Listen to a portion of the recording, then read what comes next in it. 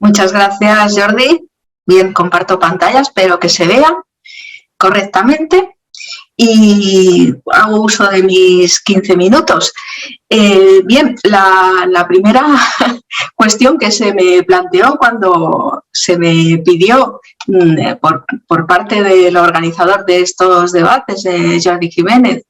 hablar sobre el libro blanco, en el contexto del libro blanco que estamos elaborando dentro del observatorio,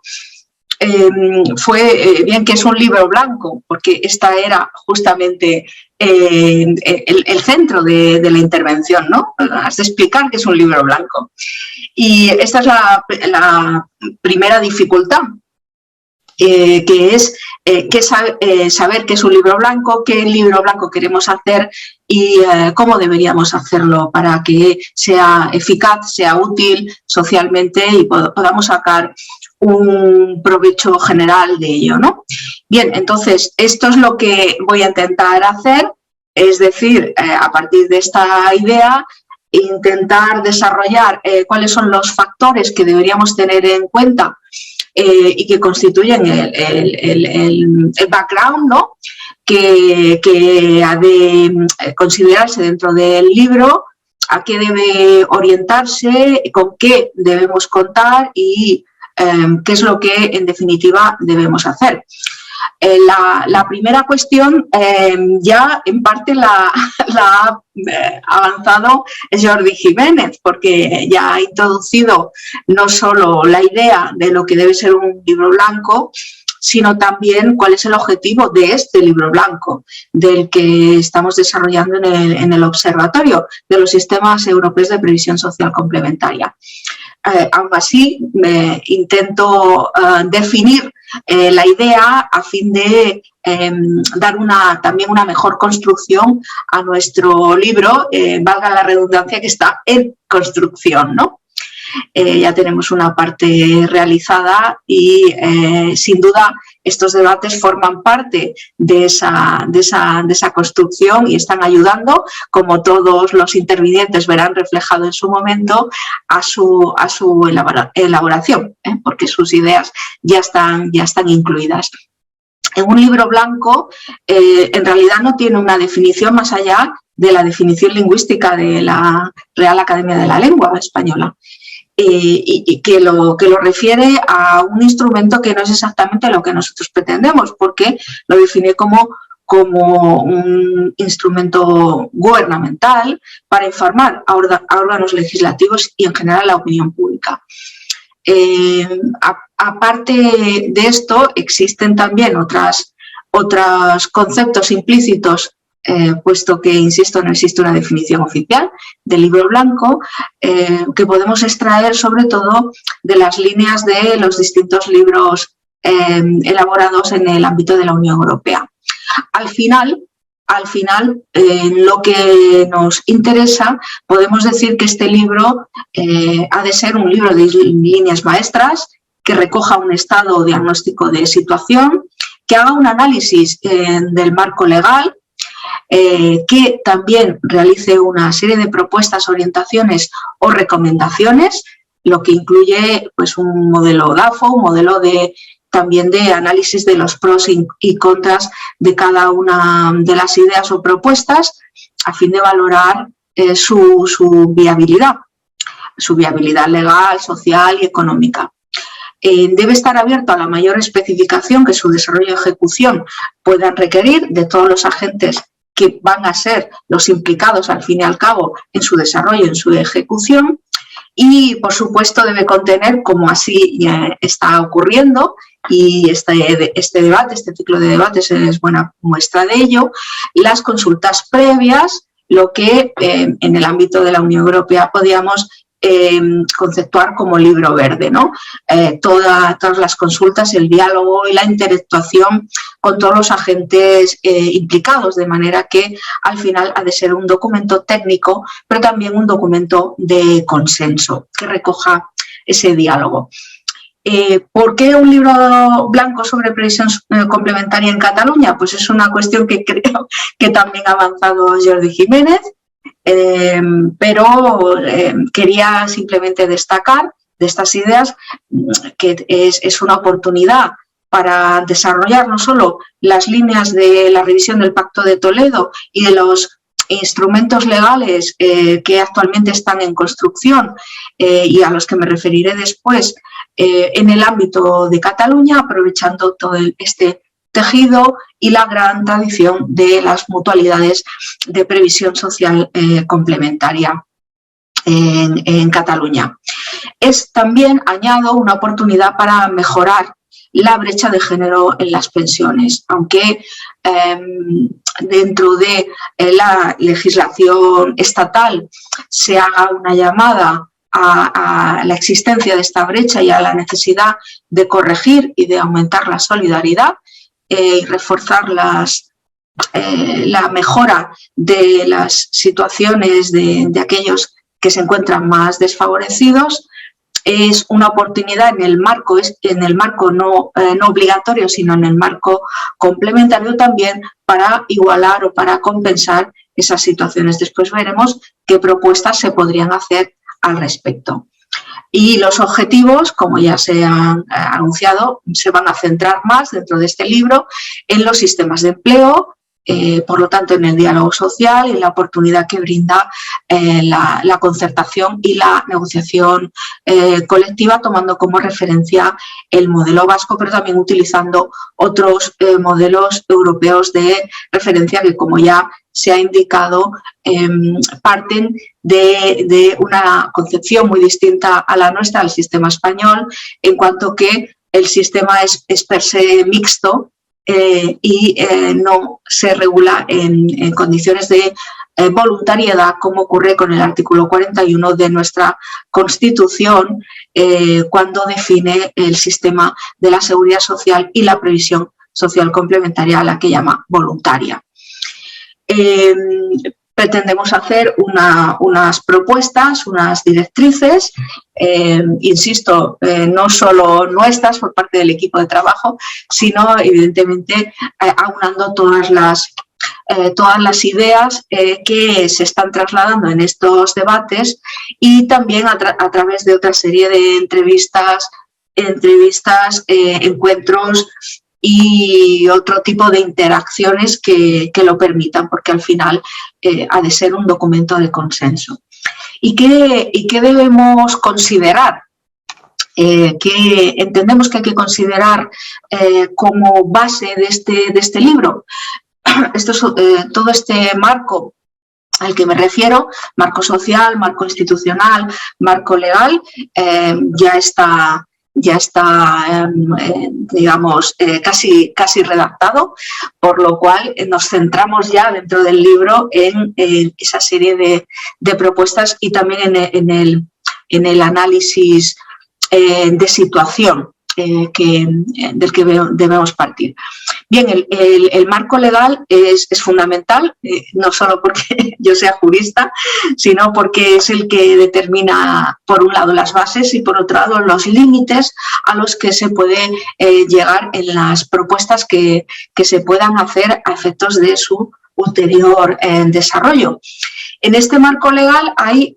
elementos importantes y además de gran actualidad. En primer lugar, porque partimos de una serie de elementos legislativos que promueven o que tienden a fomentar precisamente los sistemas complementarios. En esta línea nos encontramos con el informe de evaluación y reforma del Pacto de Toledo del año 2021, también la disposición adicional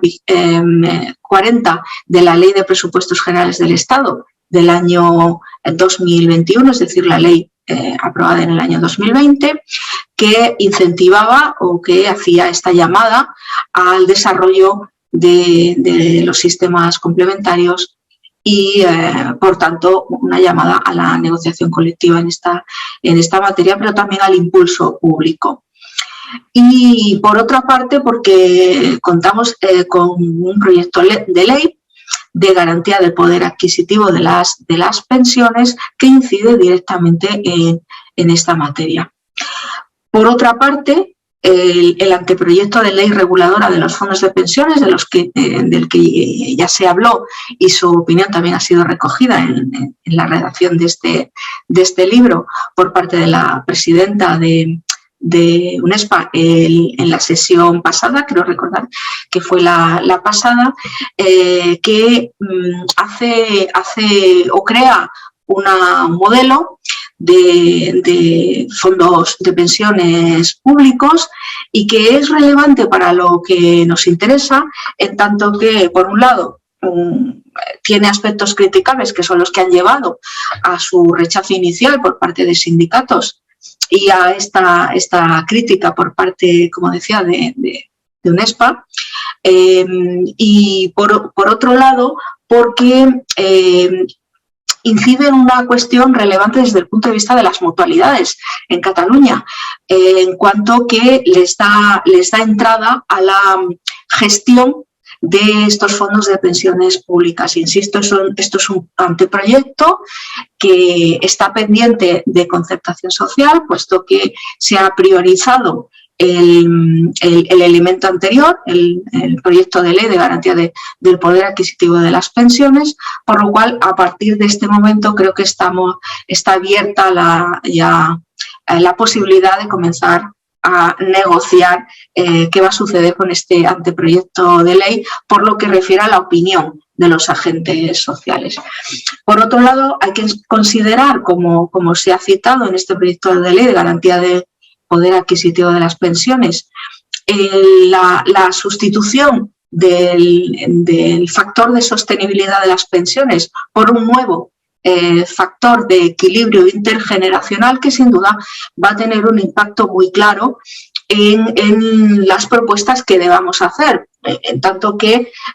cambia la situación, cambia el panorama desde el factor de sostenibilidad que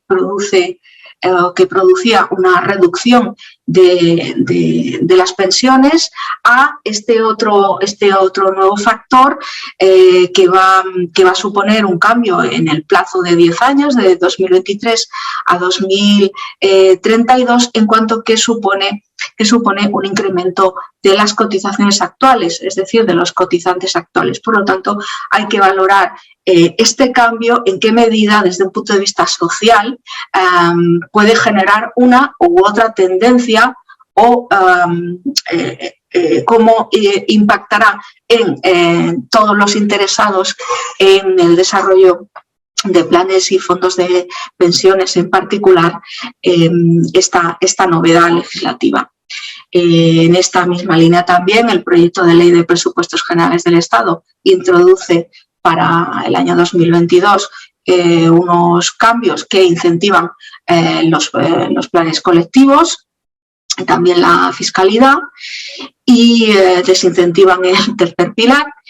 y por tanto también son relevantes para lo que nos interesa. Y finalmente, en el marco legal hay que considerar las competencias autonómicas, en cuanto que, como se establece en el Estatuto de Autonomía de Cataluña, pero también reconoció el Tribunal Constitucional en diversas sentencias, estas son las principales, las del 83 y las del 97, esta es una competencia exclusiva que abarca toda la previsión social complementaria, siempre y cuando se respete la legislación mercantil, y entendiendo el Tribunal Constitucional que no tiene este carácter aquel mecanismo de previsión social complementaria que no tenga afán de lucro. Por lo tanto, es importante para considerar el ámbito y los factores públicos que pueden incidir o que pueden permitir la intervención desde Cataluña, de la Administración de Cataluña, en este campo. Bien, desde otro marco es esencial, como ya se ha dicho, considerar el ámbito del empleo y la negociación colectiva, el fomento de la negociación colectiva en esta materia que se realiza en la legislación estatal, también en la legislación autonómica, o el Acuerdo Interprofesional de Cataluña, que desde hace unos años viene dando importancia a la previsión complementaria y que creó una comisión de trabajo. Por lo tanto, también es importante para desarrollar este libro conocer el estado de estos trabajos y el estado de opinión al respecto de por parte de sus intervinientes. Por supuesto, el estado de opinión de los agentes sociales, que ya vamos teniendo en cuenta, el mapa de la negociación colectiva en Cataluña, lo cual significa hacer un mapeo y un rastreo de los contenidos de la negociación colectiva en Cataluña en materia de previsión complementaria de los sistemas de empleo para conocer el índice real y las posibilidades y el margen de actuación dentro de ese binomio al que se ha referido el ponente anterior de la voluntariedad y la obligatoriedad. En este libro, como seguramente analizará la última ponente, que es la presidenta del comité científico, estamos trabajando y valorando toda la opinión, estado de situación que proviene de los implicados y los interesados, por lo tanto esenciales las mutualidades de previsión social a través de no solo de su participación, sino del análisis de modelos comparados, en concreto el referente que hemos mencionado, las entidades vascas, y también hay que analizar el impulso de las oportunidades que para las mutualidades de previsión social puede suponer que todavía es solo un anteproyecto de ley de fondos de pensiones públicos, es decir, del sistema de empleo, que está por desarrollar, puesto que, como hemos visto, todavía no cuenta con consenso social. Otro de los agentes implicados y que hay que considerar en particular es el de los trabajadores autónomos y sus asociaciones y, por supuesto, el resto de agentes que aquí cito y que, para no extenderme más, no voy a entrar a detallar. Porque quiero detenerme, como uno de los puntos finales, en factores sociales relevantes. Por un lado, hay que considerar el nivel y ratio de la cobertura de las pensiones, lo cual significa hacer un diagnóstico de situación diferencial de Cataluña. Por ejemplo, el ámbito vasco, que es el que tenemos como referencia, tiene un índice de cobertura, unas cuantías medias de las pensiones diferentes de las de Cataluña, por lo cual, como se decía y como decía Jordi, no es un modelo replicable al 100%, sino que necesitamos analizar esos factores diferenciales. Y uno de los elementos básicos que hay que considerar es la brecha de género en pensiones, a la que me he referido. Es obligatorio en un libro como este realizar un estudio desde la perspectiva de género y valorar, analizar si es posible, si es factible introducir un factor de corrección o compensación como acción positiva prevista en la Ley Orgánica de Igualdad. En el Acuerdo Interprofesional de Cataluña también se refiere no esencialmente al género, pero sí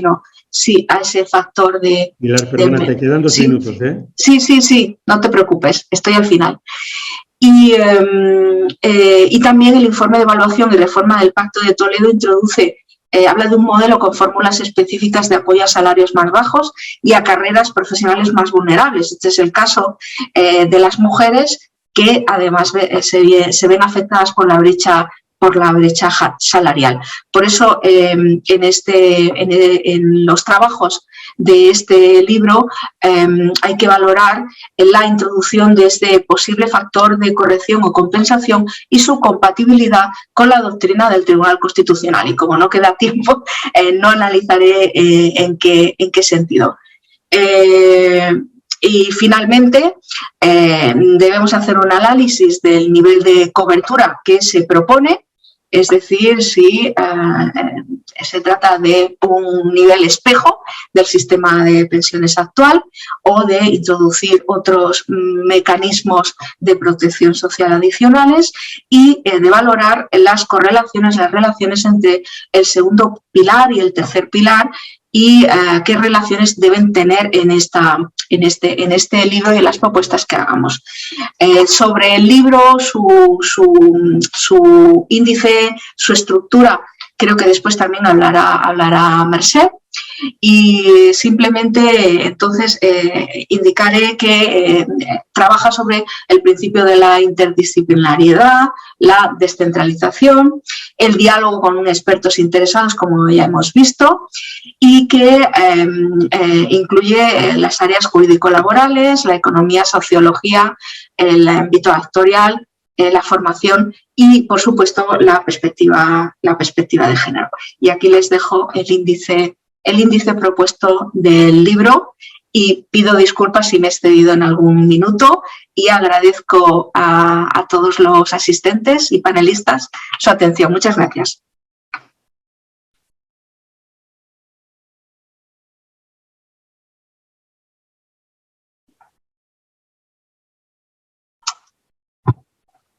Gracias, Pilar, porque es importante la explicación de un proyecto que nace con la voluntad de presentar una alternativa para el desarrollo de los sistemas complementarios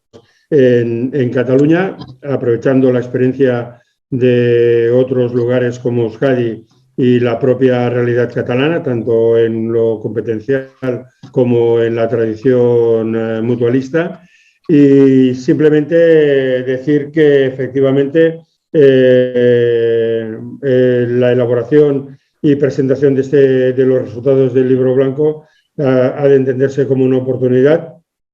para brindar sus resultados al conjunto de la sociedad y muy especialmente a los agentes sociales para que haciéndoselo suyo lo conviertan en una realidad concreta a través de la negociación colectiva y el diálogo social.